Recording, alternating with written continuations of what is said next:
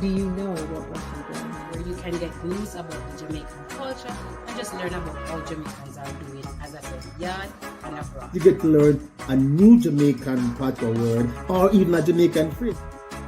I look forward to the patois word of the day. The patois word is pasa pasa. Word today is taco ram. Our word of the day is duffy. Twang.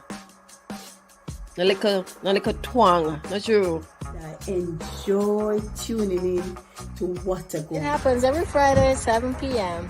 So check them out. And bye from Toronto. Dodds, Québec, et la Jamaïque, écoute What a Gwaan. Yes, I, What a Gwaan.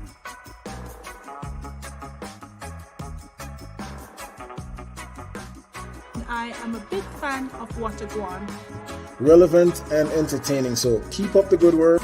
Watch What a Gwaan. Big up yourself. What a Gwaan. What a Gwaan. Yes, I, What a Gwaan. Watch What a Gwaan. Always say I'm going to walk one in a yard. Check it out. 7 p.m. every Friday.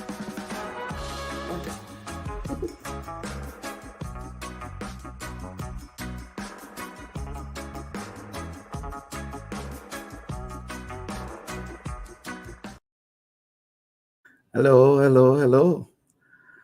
Welcome to another What a Gwaan.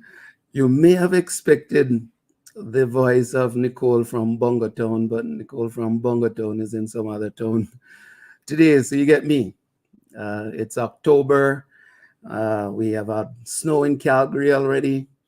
The drivers forgot what it meant to drive in winter. It's crazy out there. But guess what? It's great. It's our final episode of What a Gwaan for the 2023 season. And believe it or not, we have done 33 episodes for this year. We have had 46 guests.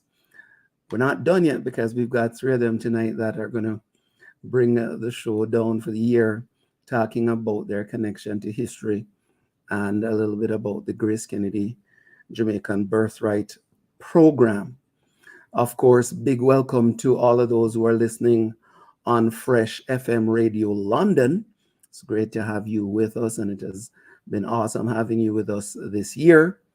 And please remember, What a Gwaan is available as a podcast on Spotify, on Podbean, on Google, iHeart, and all major podcasting platforms.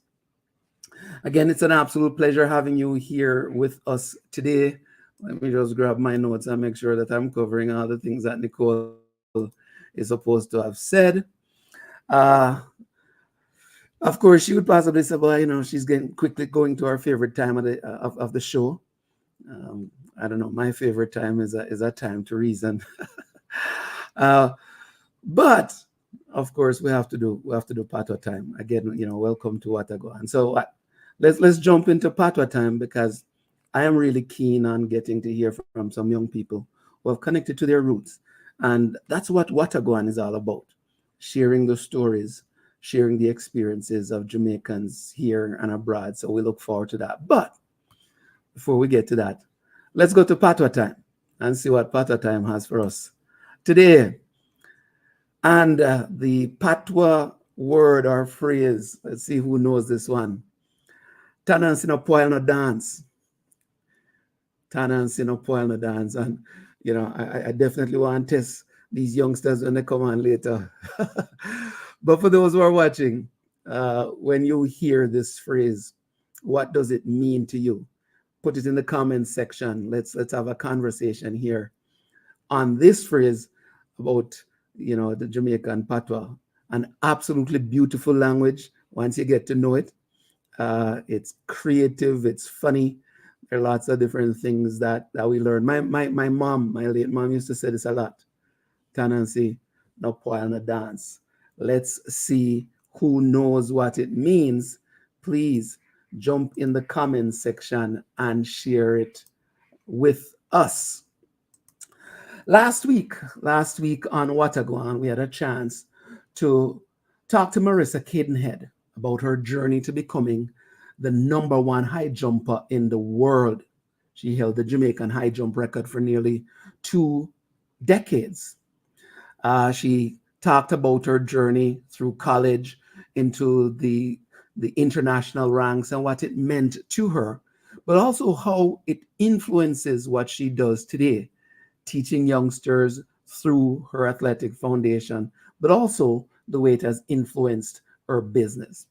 We love it when you engage with us. We love to hear comments. We love your feedback. If you've missed an episode, please check out the replay on whatagwan.ca, our YouTube link to our Facebook, link to our Instagram. You can find us on all these platforms, and you can check out previous episodes of Gwaan. What are some of the things happening across Canada? The Walnut Foundation is having their 2023 annual conference tomorrow, October 28th. It's free, it's virtual.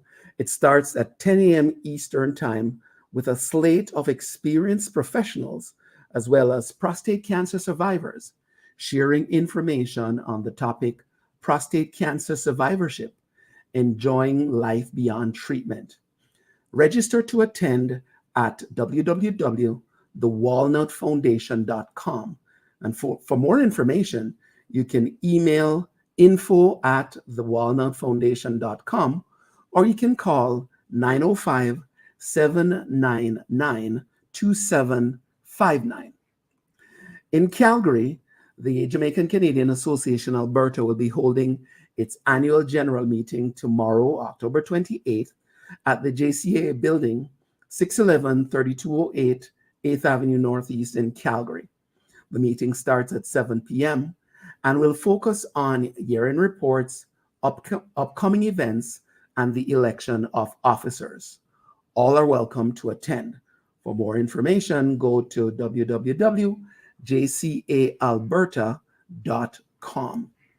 Also in Calgary, the JCAA invites you to party with them as they present a 1 in a Million You on Saturday, November 11th at the JCAA building, 3208 8th Avenue Northeast. DJ Tullo and DJ Mike Eclipse Brown will be at the controls from 9 p.m. to 2 a.m. Wear white plus your favorite color. Admission is $15 for singles and $25 for couples. There will be a cash bar and soup on sale. Purchase tickets on Eventbrite or call 403-775-1235 for more information. Of course, a little bit of news from Yad. Jamaica wins award for Caribbean's best culinary destination. Jamaica was recently crowned the best culinary destination in the Caribbean at the prestigious 2023 World Culinary Awards held at the dazzling Atlantis the Royal in Dubai. The other nominees in the category this year were the Bahamas, Cayman Islands, Dominican Republic, and Puerto Rico. At the same awards, Montego Bay was voted the Caribbean's best culinary city destination. Nominees in this category were Georgetown in the Cayman Islands, Nassau, Bahamas, San Juan, Puerto Rico, and Santo Domingo, Dominican Republic. And the Sandals Dunes River Resort was voted the world's best inclusive or all-inclusive culinary resort. The World Culinary Awards serves to celebrate and reward excellence in culinary industry through its annual awards program. Join GN Bank Canada Rep Office as we host an information session for the tertiary diaspora to advise on the opportunities available through us this Monday, October 30 at 8 p.m. An exciting new opportunity to connect, inspire, and transform our community while building our circle of influence, friendships, and professional network. For more information, check out our social pages at JN Bank Canada. Africa Fashion Week London is back.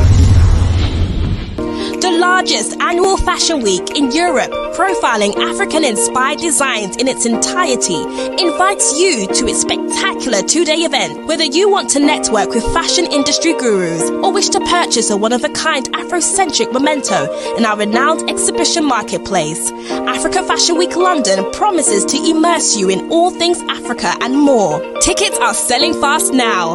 Get your tickets at eventbrite.co.uk. Also, don't miss the opportunity to showcase or exhibit your designs at the Fashion Week. Register now at africafashionweeklondonuk.com.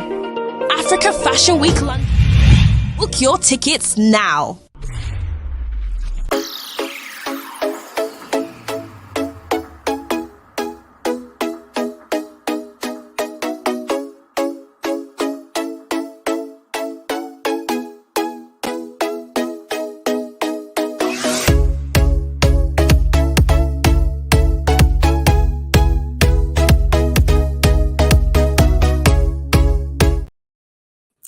All right, welcome back.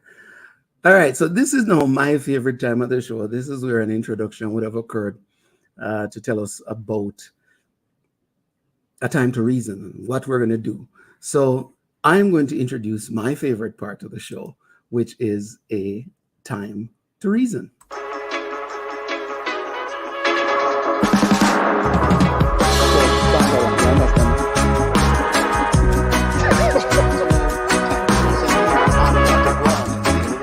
This has been a great discussion. David, thanks for taking the time.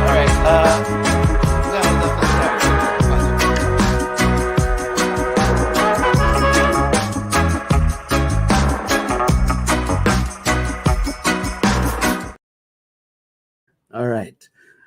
Time to reason. Welcome. My name is Donovan. And today we're going to talk about connecting to our history, or connecting to your history. And specifically about the GraceKennedy Jamaican Birthright program. And I have three absolutely fantastic young people in the wings to come share their experience. So I've got Tianna, and maybe I should start with Pong. So Ukpong Etang is the 2015 recipient of the internship. He's a steel pan ambassador, he's a promoter, he's an educator, Concordia graduate in Montreal. His mom is Jamaican, and when he did an internship, he did it with the GraceKennedy General Insurance Company. Tianna Thomas, she was the 2017 recipient. Who is Tianna? She's a graduate of Brock University. She went also to Niagara College. She was born in Kingston, but she moved to Toronto when she was pretty young.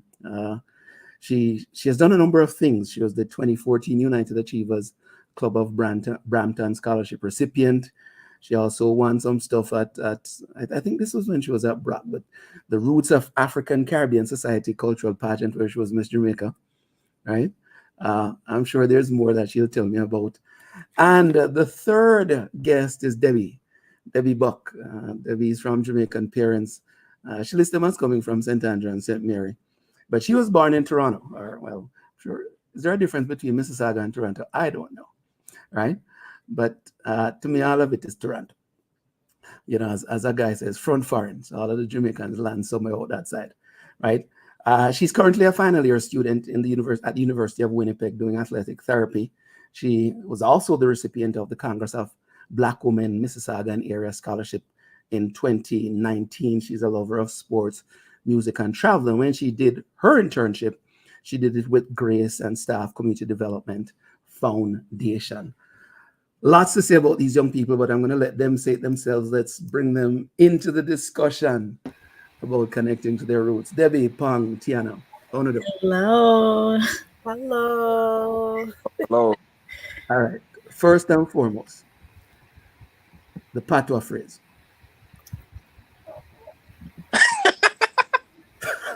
I pass. I also pass. I looked it up. Does that count? That would have been a smart. That does not. I don't know if the Google answer is correct though, but the dance in a Puelna dance. I was like, oh, yeah. Close. With a little accent. Pretty much, if this is right, it means that if you're standing on the sidelines and not really getting involved, you can't get into no drama. So if you're at the party and you're just standing on the sidelines, you're not in the mix up, and you can't spoil the party if you're not at a party. You avoid the mix-up. All Yeah. right. Close enough. I will take that answer. All right, listen, thank you all for joining to have this discussion about connecting to your roots. And we're going to talk a little bit about the GraceKennedy Jamaican Birthright program. A little background on the program, folks. I think it was started way back in 2004 when Douglas O'Rain was CEO. I think he was traveling. I'm reading the story. He was traveling and he saw something similar in the UK. And he's like, yeah, why not connect young people to Jamaica? It took a little hiatus and then it restarted in 2015. But primarily it's about connecting young people in the diaspora to Jamaica through an internship program. So maybe where I'll start, and Tianna, I'm going to start with you because you started the conversation. Sure. When you applied, what was your driver? What was behind wanting to do this? So when I applied, I actually applied twice for the internship program. So the first year I applied, I was shortlisted. However, I never made it to like the interview process, and then I decided to apply again in the second year. I think for me, what really stood out about the internship was just the overall benefit of being able to go back to Jamaica and experience Jamaica from a whole other perspective.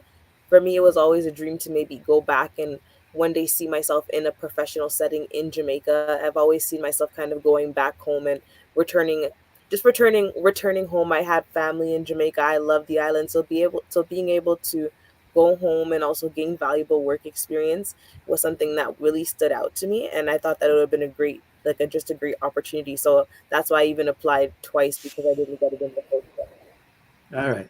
Pong, let's bring you into the conversation because you're a musician, you're an artist, you do all these things. What was your driver, and what are some of the things you gained from having gone and done this internship? For me, it was my first time going. My mother's Jamaican, my father's Nigerian. What I gained, I was in school. I think we all had to be students at the time, and it was awesome being able to connect what I was learning in school. I studied marketing. I worked at an insurance, GK Insurance, in Jamaica, and to see how things were done in Jamaica versus some other internships that I'd done in Montreal, it was cool to see the difference. As much as it was only 5 weeks, I mean, I don't know how long. 5 weeks, yeah. That's fine. 5 weeks. It's about the same, yeah.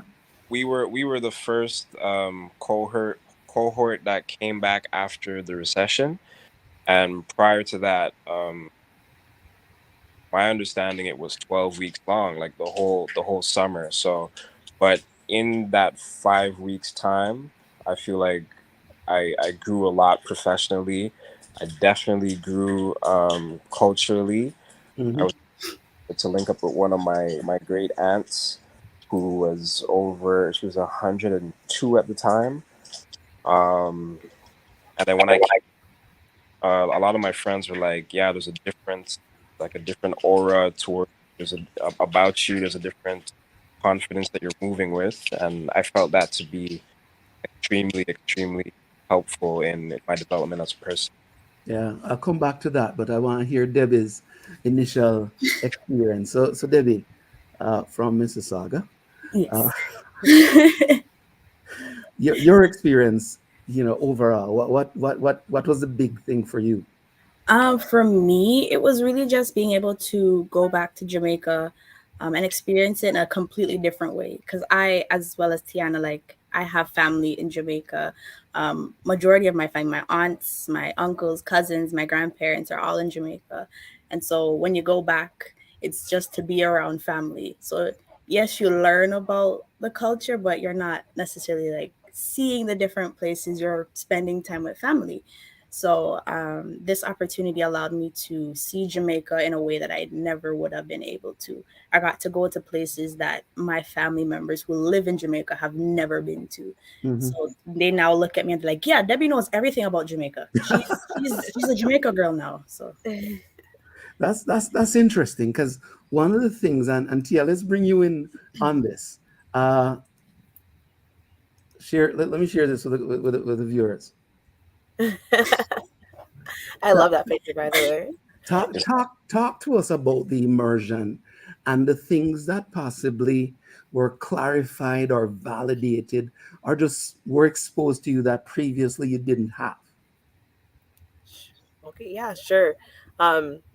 A lot of the times people have like a negative connotation to Jamaica because of the things that are normally portrayed in media. They like to focus on like things like crime and corruption, and the times that we do get to see a positive like trait of Jamaica is normally through like athleticism, or people love Jamaican music. So it was nice to be able to be in Jamaica and just to experience more than just what's shown on like mainstream media. Like I had been in Jamaica previously because I would go visit my mom every summer, who was living in Jamaica up until about 5 years ago, and she migrated to the States. So I did have that different perspective and outlook, but to be in a professional setting and to see kind of how the different classes of people in Jamaica lived and how everyone kind of came together to make Jamaica what it is. Just being able to be in like, I love the fact that after work one day I could stop and go get coconuts on the roadside, which is things that you don't get to normally see.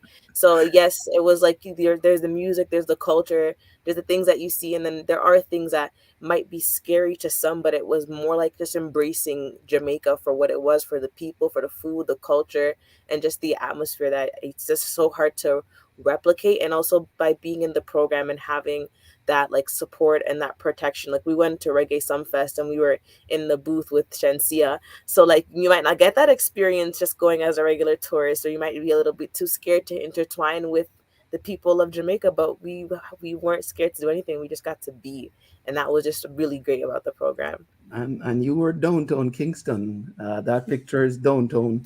Yeah, that's actually Debbie. Oh, that's Debbie. That's you downtown, right, Debbie? Yes, sir. And one of the interesting things that people might not know is that GraceKennedy deliberately built its corporate offices downtown, right near Breezy Castle, right, and a couple of other corporates have embraced downtown and the experience that downtown brings. Debbie, what was your biggest learning during that time? Ooh, my biggest learning. I think it was learning to just be super flexible. A lot of times things were not gonna go how you expect them. I think for me, just growing up in Canada, we're used to things happening at a certain speed or getting done in a certain way.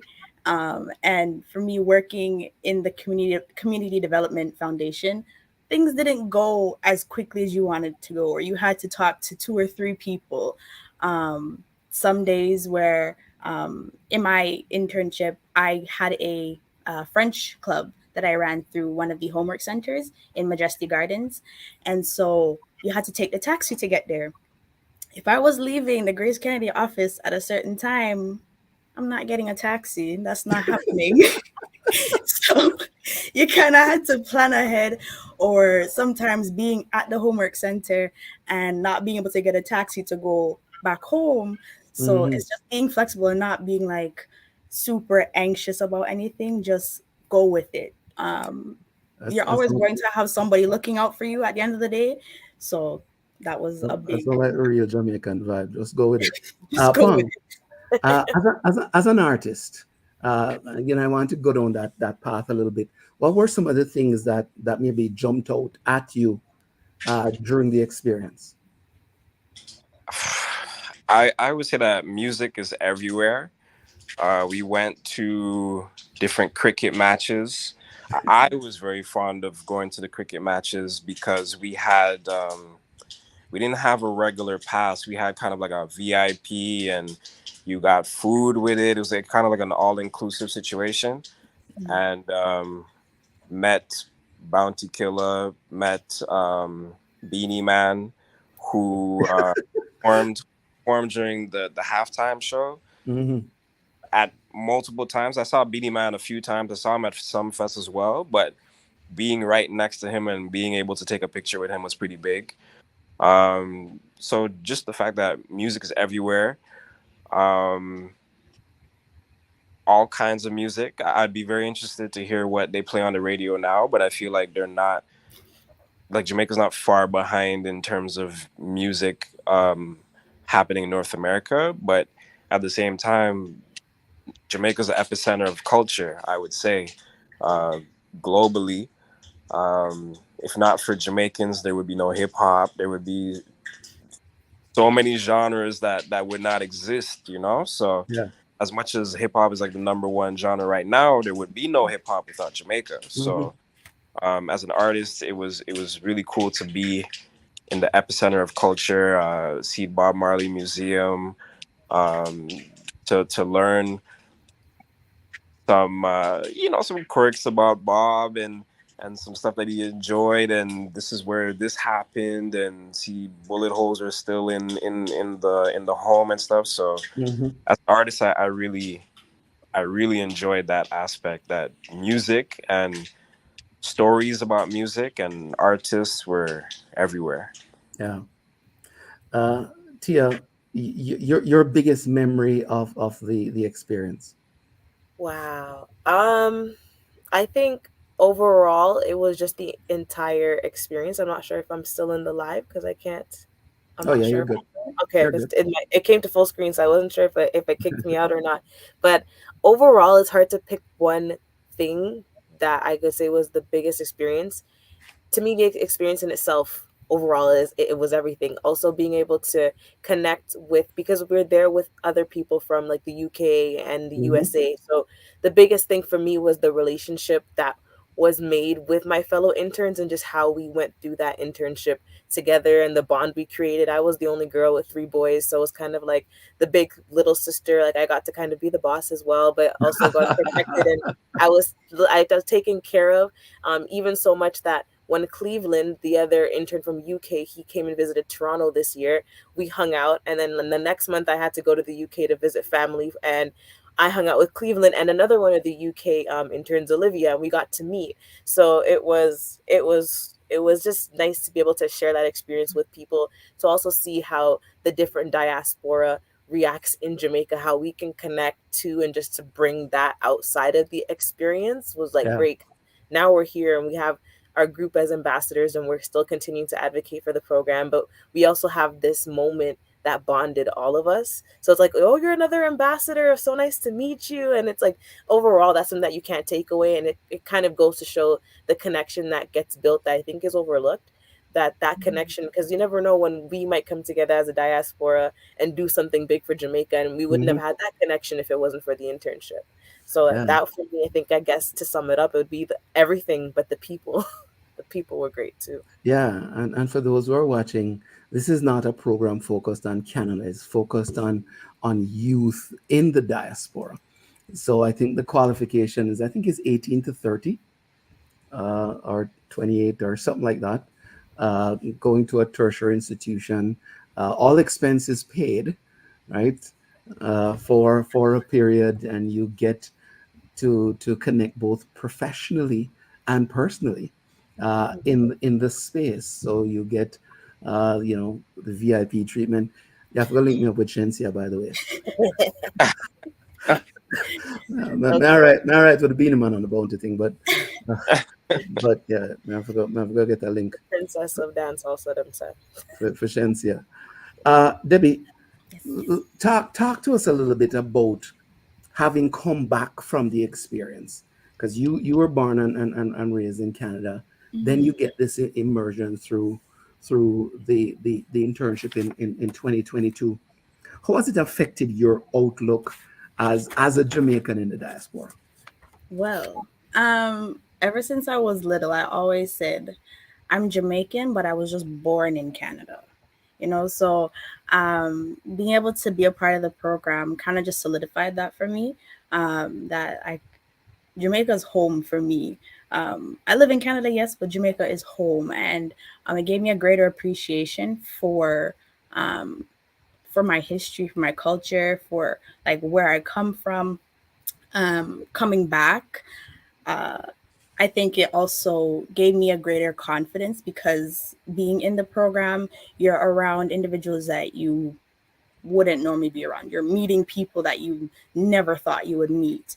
And so it gives you that like, okay, it's almost like a confidence booster. Like, okay, I'm that person. Like I can do it. So definitely gave you a sense of confidence, a drive.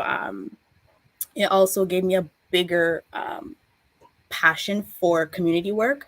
I already love to be involved in my community, but being able to work within the community and do the different things like the Kingston Harbor cleanup and having the French club that I ran, all of those things just added to my passion for community work.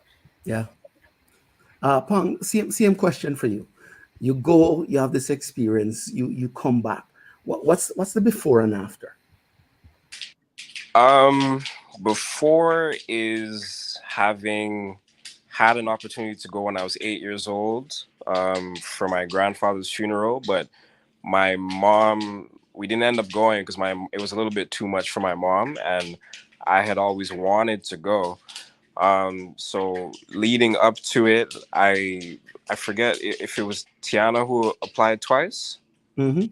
Yeah, so my prior year, the cutoff date for us was 25 years old, and I applied when I was 24, and it was a little too late for my application.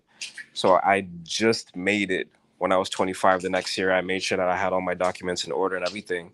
But I came back.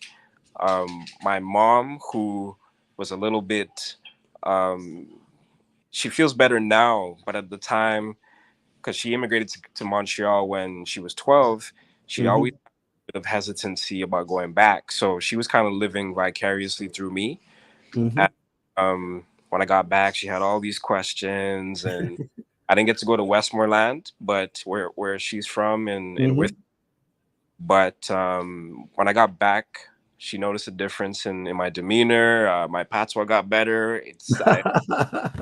I lost it, but I understand everything, and like I mostly heard it when she was around other Jamaicans or whenever she got mad at my brother and I, you know. So, but I would say that my friends noticed a confidence. They noticed a change, and it's very important to know where you come from. So, having had that experience, I felt like I grew as a person, and it was a very, like, you can't take that away from somebody, you know. So, very invaluable experience for me. Yeah. Tianna, as an ambassador of the program, what are some of the things that you highlight to young Jamaicans on why they should look at this and work hard like you did, double the effort to make sure it happens? Well, it's a one in a lifetime, I think, opportunity, and like Pong specified, with just having certain criteria, like being before you're 25 or being enrolled in post-secondary school, you might not necessarily have the opportunity to do something like this, whereby you don't necessarily have the added like stress or burden, because we go into real life and we start adulting. So the chance to go to Jamaica or to work or to just immerse yourself in a whole other culture that is your culture, you might not just have that chance or that opportunity without having to like really uproot yourself. So like one of the biggest selling points for me is the fact that you can reconnect with your roots. Like just the overall experience that you get from going through the program. So just trying to talk to people about the culture immersion aspect, but also the professional aspect, being able to see Jamaica in a new light, yourself in a new light. And like how Pong talked about understanding where you come from, I'm really big on that Marcus Garvey quote that a people without knowledge of their past, history, roots, origin, and culture is like a tree with no roots. So just being able to share my own experience, but just the benefits overall of the program. A lot of people love to think of it as like a paid vacation, but it's not necessarily a paid vacation, because you're still there to work.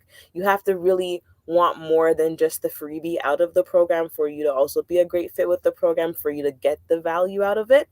So it depends on who you're talking to. There's different things. Some people they might be really excited to meet the Prime Minister or the Minister of Foreign Affairs, which we also got to do courtesy calls with.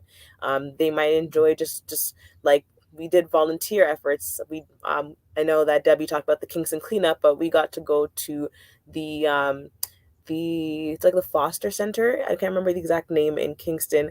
And we got to go and hang out with the foster children for the day. We brought snacks, we played games, and they just appreciated hearing our stories. And just that in itself was a good give back, because now you're going to show these kids hope of what, where they could be. Yeah, the education run. Yes, thanks, Pong. My first time doing 5K. I didn't finish the 5. I didn't run the full 5K, but I was there.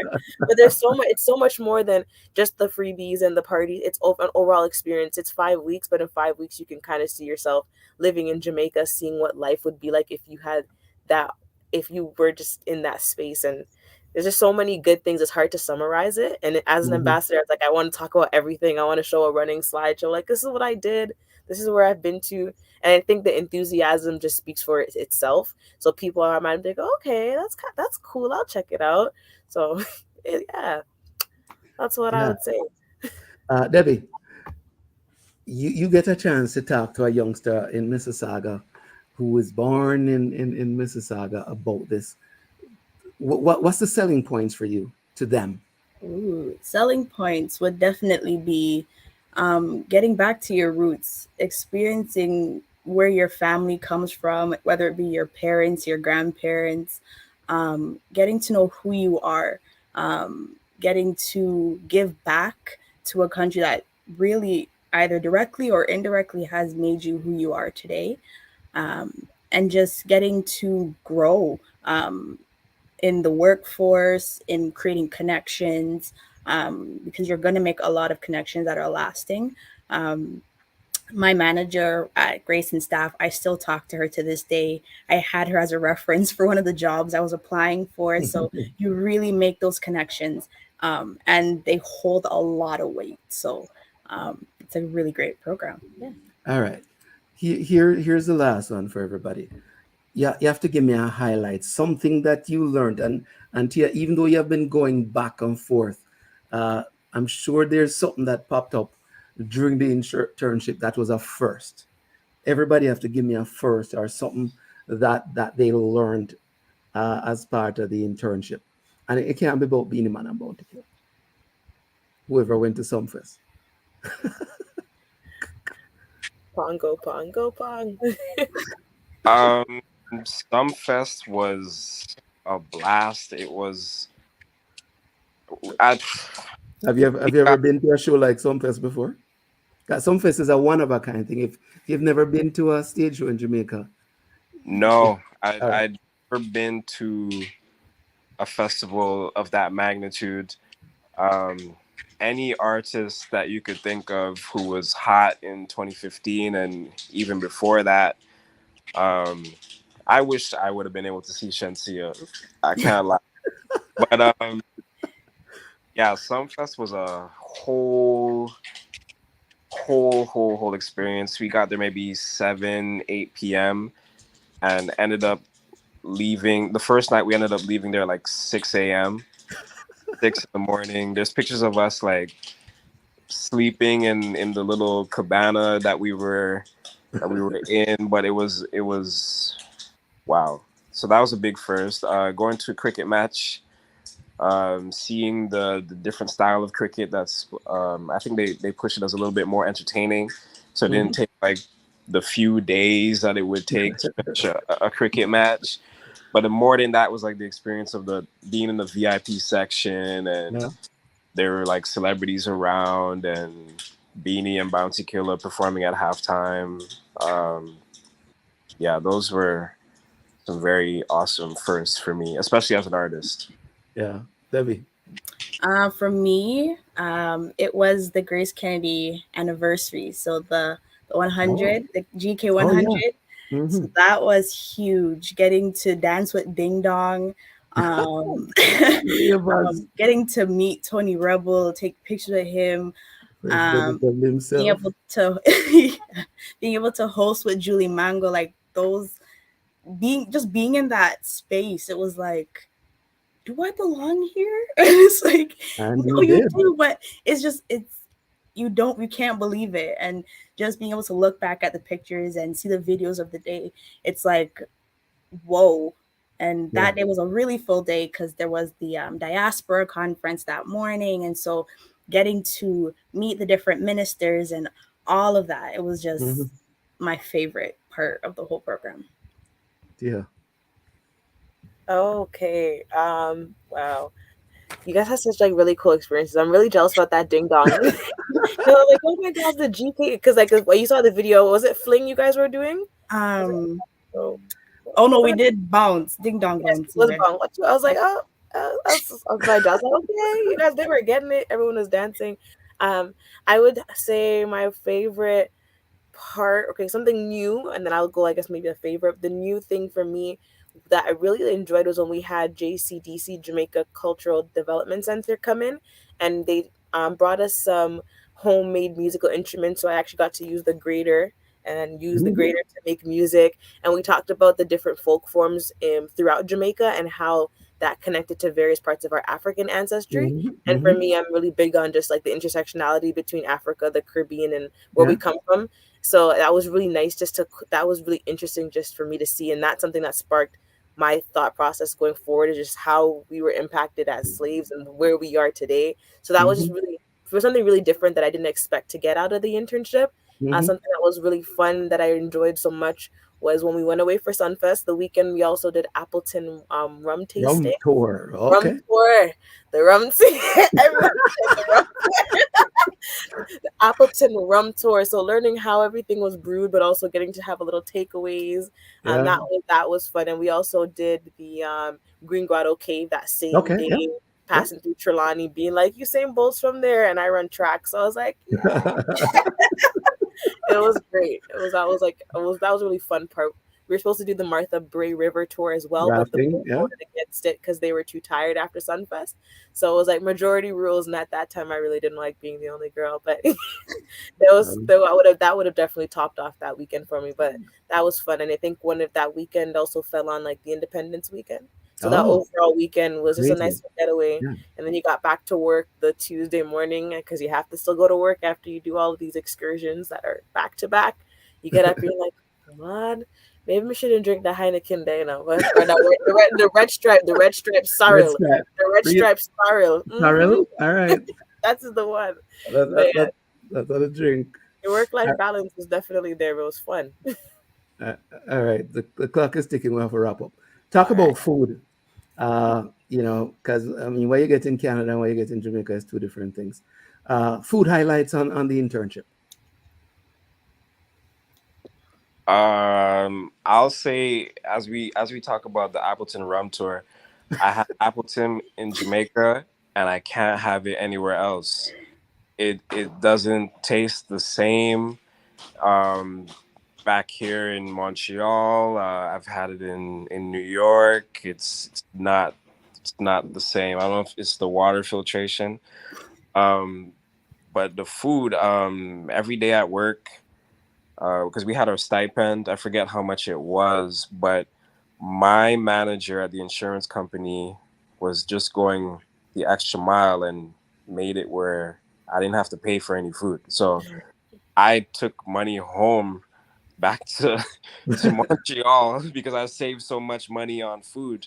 But the food portions were so big. We had a canteen. It's not a canteen that you would find in Montreal. We're getting like jerk chicken and stew beef and stew chicken and oh my goodness, kingfish. I mean, if you want to take that risk at work, But I would divvy up my plate in half because it was such a big meal.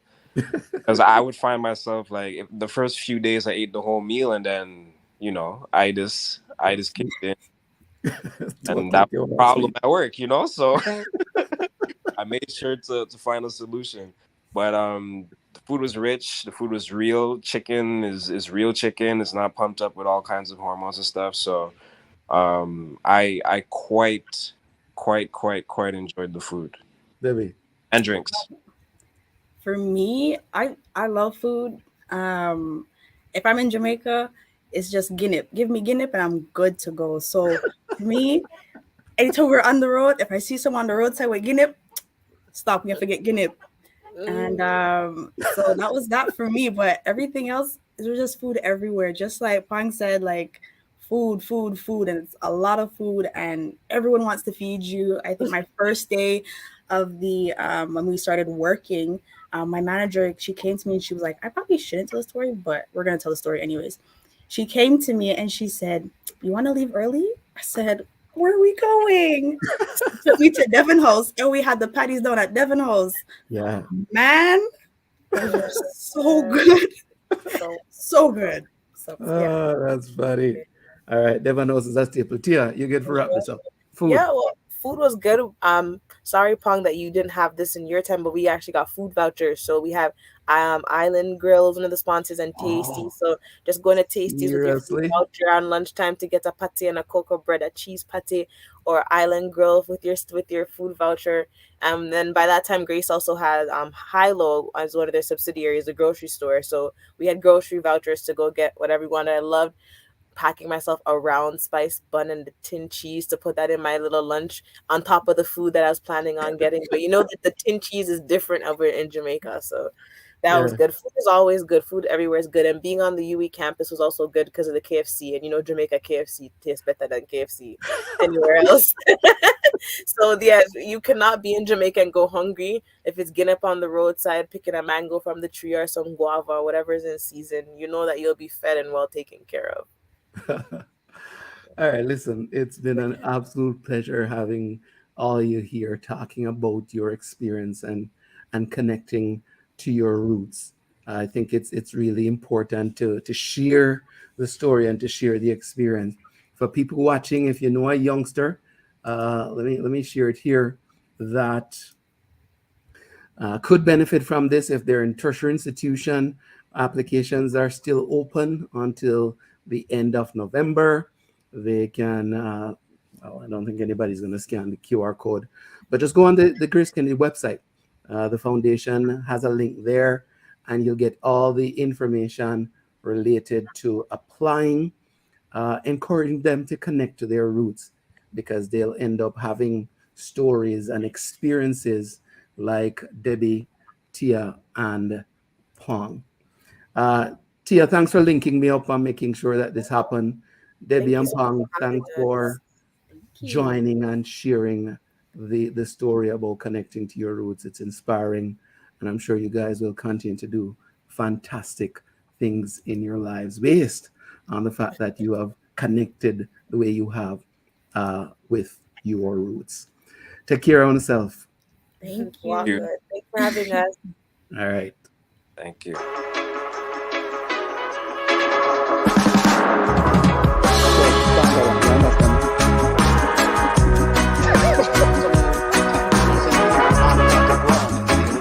This has been a great discussion.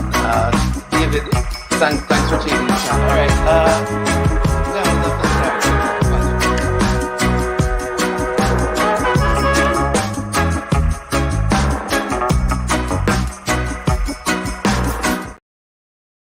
All right. All right. Great discussion. There's no Nicole to do the chit chat with. But of course, I have to big up all the people who joined. Clarence, big up yourself as always, Brethren. Thanks for joining. Thanks for seeing the great ambassadors of Jamaican culture, or Jamaican Canadian culture. Thanks, Renee, for loving Debbie, but I'm sure you love everybody. And more importantly, you love Jamaica. You love the experience that they have shared. Guess what? This is the final episode of What a Gwaan for the 2023 season.